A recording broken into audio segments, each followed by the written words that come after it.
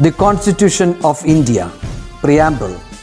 We, the people of India, having solemnly resolved to constitute India into a sovereign, socialist, secular, democratic republic and to secure to all its citizens justice, social, economic and political, liberty of thought, expression, belief, faith and worship, equality of status and of opportunity, and to promote among them all fraternity, assuring the dignity of the individual and the unity and integrity of the nation.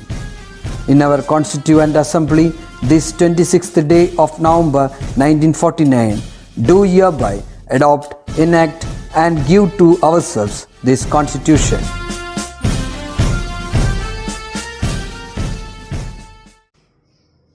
Hi students, welcome back. Are you all enjoying the downpour?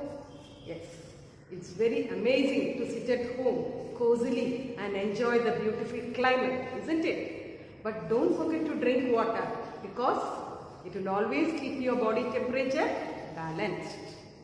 So students, how are you utilizing your valuable time? You must make it the most memorable. How? By learning something new. Learning something new will always keep your brain stimulated. It will keep your brain young. See, we teachers, most of us, we have learned how to stand in front of camera and do a bit of acting. And most of us have also learned how to do video editing. So these are all the new things we learned this season. It keeps you happy, at least momentarily. Look at this ID card. This we have got this here, and it gives us a momentary happiness. Yes, I am happy to wear this. So, children, make it a point that you drink water, learn something new like solving Rubik's cubes, playing chess, indoor games with your family members. All this keeps you engaged, and using gadgets, that also should be used in a very fruitful way.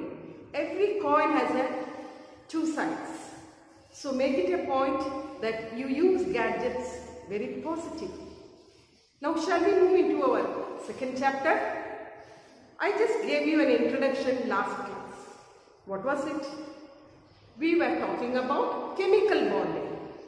Yes. What is chemical bonding? It's a bonding between two atoms to attain stability by acquiring the octet configuration, isn't it? We learned one type of bonding and it was ionic bonding. What is ionic bonding? As you see, ionic bonding is a bonding between atoms where one atom donates and the other atom accepts that donated electron and they change into ions, cation and anion. And these charges holds the atoms together through electrostatic force of effect. We saw an example also. We took two atoms, sodium and chlorine. What is the electronic configuration of sodium? 281 and chlorine 287. So what do? What sort of adjustment is made between them? One electron is donated by sodium and chlorine accepts that one electron, isn't it? And Na becomes Na plus, Cl becomes Cl minus. And we are held together through electrostatic force of attraction.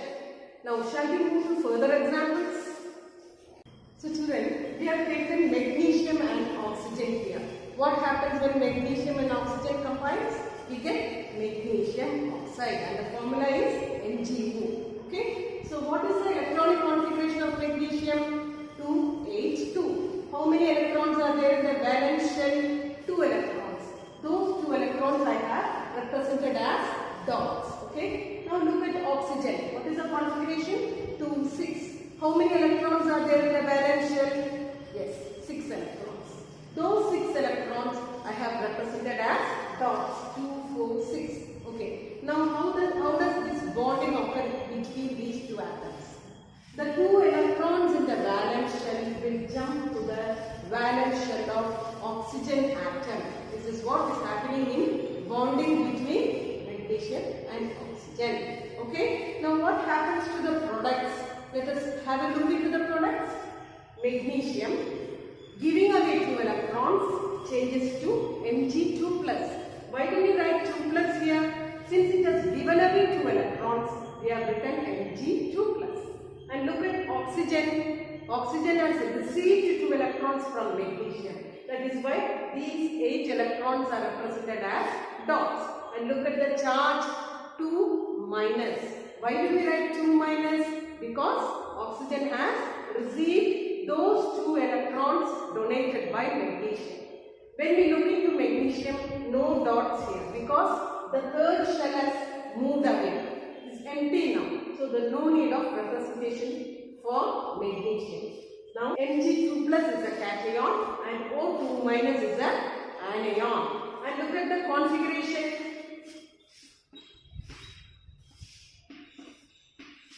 Now both of them have got, yes, stable configuration, that is octet configuration, and these positive and negative charges will always hold them together. Such type of bonding is called as ionic bonding, and this will be the cation.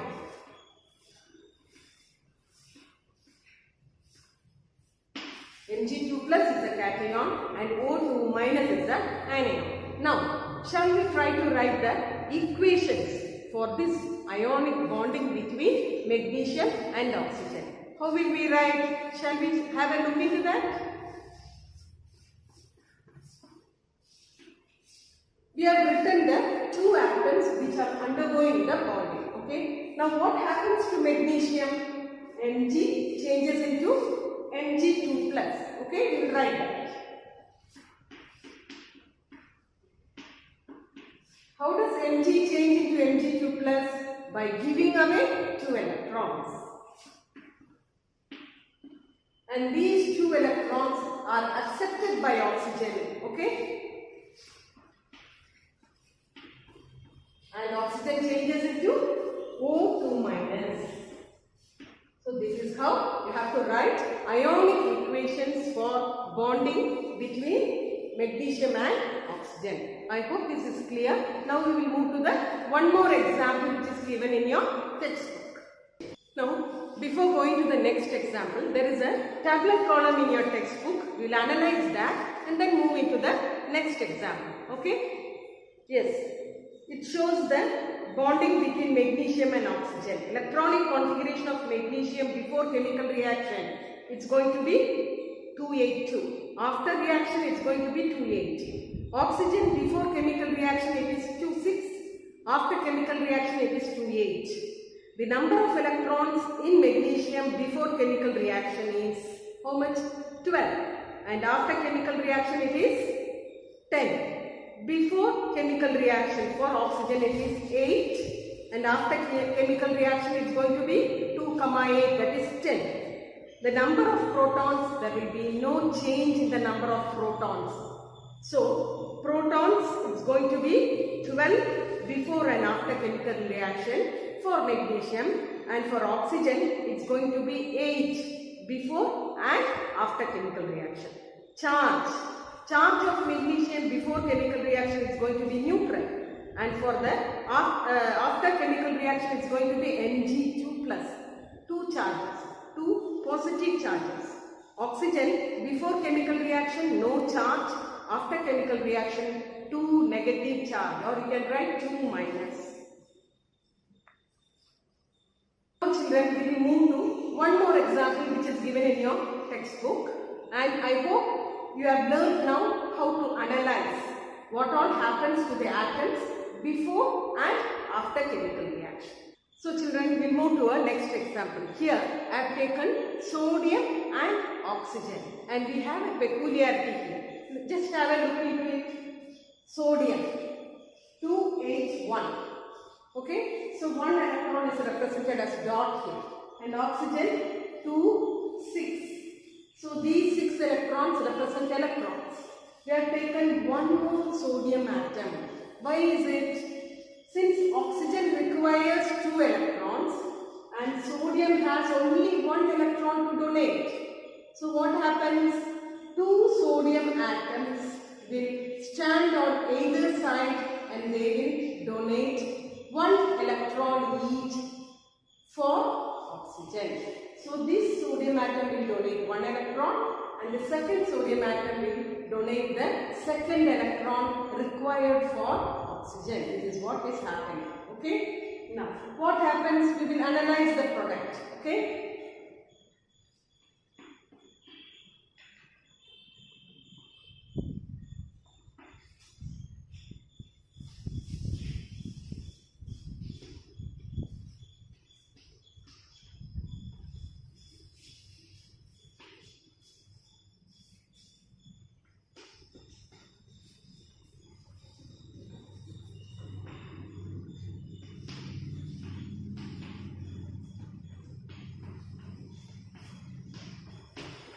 So this is what is happening. Since this sodium atom is giving away one electron, it gets Na+. And oxygen is receiving two electrons, one each from either side. So it gets O2 minus, and it acquires the stable configuration.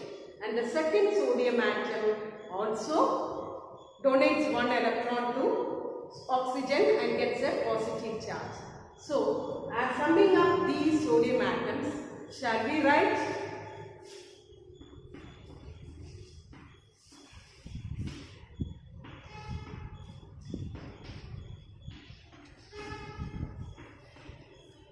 Shall we write like this? Summing up both the sodium atoms on either side, we will write 2Na plus and O2 minus. This is how you should write. You should not write Na2 plus. That is wrong. And sodium atom can never give away two electrons. It can give only one electron.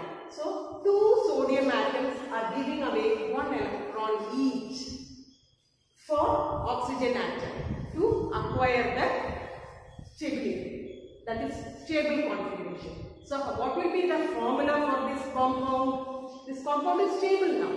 What will be the formula? So this is the formula for sodium oxide. What compound is this? It is sodium oxide. Now we have analyzed three compounds. We have taken three examples. What are the three examples?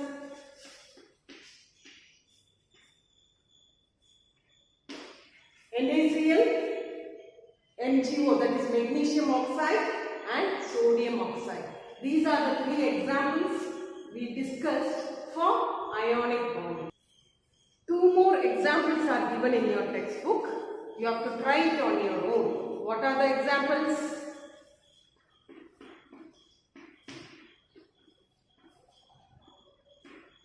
So these are the two more assignments which is given in your textbook. What is this? Sodium fluoride and magnesium chloride. So draw all these whichever we have discussed.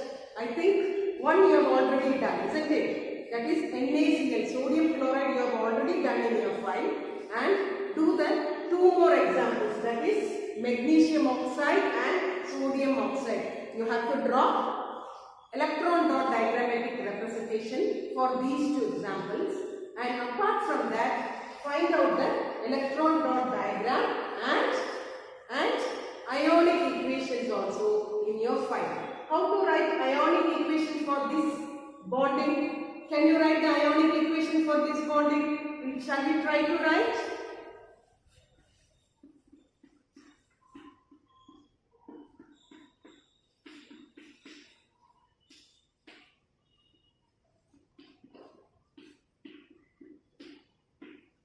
So this will be the ionic equation for sodium and oxygen. Okay? Copy it in your file and then do these two homework also in your file. Copy it in your file and post it to me and correct and give it to you. Now we shall move to the next type of bonding, that is covalent bonding. What is covalent bonding? We'll see to that. So children, what are these molecules given here? We have studied what is a molecule. What is a molecule? When atoms combine together, isn't it? We get molecule. When it is same type of atom, we call it elements, isn't it? Or molecules. When there are different types of atoms, we call them as compounds. So here, F2, what does that mean? Two fluorine atoms are combining together to form fluorine molecule. And next, two chlorine atoms are combining together to get chlorine molecule. Likewise, two oxygen atoms combine together to give oxygen molecule, and nitrogen, two nitrogen atoms combine together to give nitrogen molecule. So how is this combinations? Okay, how are they combined? What type of chemical bonding is happening there while forming molecules? Now shall we take fluorine first? What happens to fluorine in and how does the bonding occur in fluorine atom? We will analyze that. So fluorine, what is the electronic configuration of fluorine? Tell me.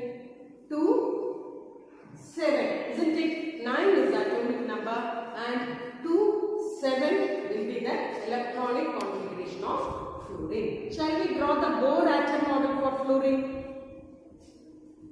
So this is the Bohr atom model for fluorine. So one fluorine atom is combining with another fluorine atom.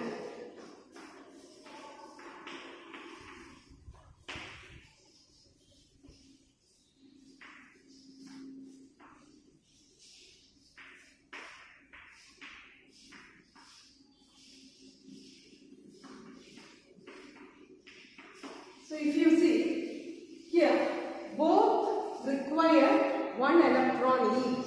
So look into the configuration. Both the fluorine atoms require one electron each to get the octet configuration. So what is the option for them? Will this fluorine donate? And can this fluorine accept? Will they be stable? If this fluorine gives away, again it is not going to get the octet configuration. Likewise, if the second fluorine atom donates also, they won't get the required octet configuration. So what is happening here? Yes, that is what we call it as covalent bonding. What is covalent bonding? Here, one electron, that is unpaired electron, is shared between both the atoms, fluorine atoms. What happens? Both of them, they come to an understanding and they are ready to share one electron each for chemical bonding, and such type of chemical bonding we call it as covalent bonding. For formation of covalent bonding, you require at least one pair of electrons. What do you mean by one pair? At least two electrons are required. One electron each from each atom. One electron from each atom is required for formation of covalent bonding. You will see what happens as a product. So what happens here? This fluorine atom, if you count the number of electrons for this fluorine atom, 2, 4, 6 and 8. So here this pair of electron is belonging to both the fluorine atoms. It belongs to both the fluorine atoms. So when you count for electrons for this fluorine atom, you have to include these two electrons also. 2, 4, 6, 8. So they have stable configuration. This fluorine has got stable configuration. How about this fluorine atom? 2, 4, 6 and 8. So this fluorine atom has also got the octet configuration. So they are very stable now. They are quite stable now. That is how fluorine molecule is formed. Now look at the number of electrons here which is being shared. One pair of electrons is being shared. So we represent the bonding as like this. Since only one pair is shared, one bonding is shown, represented between fluorine atoms. F-F. This is actually bonding, single bond. We call it as single bond. So fluorine molecule has a single covalent bonding between the fluorine atoms.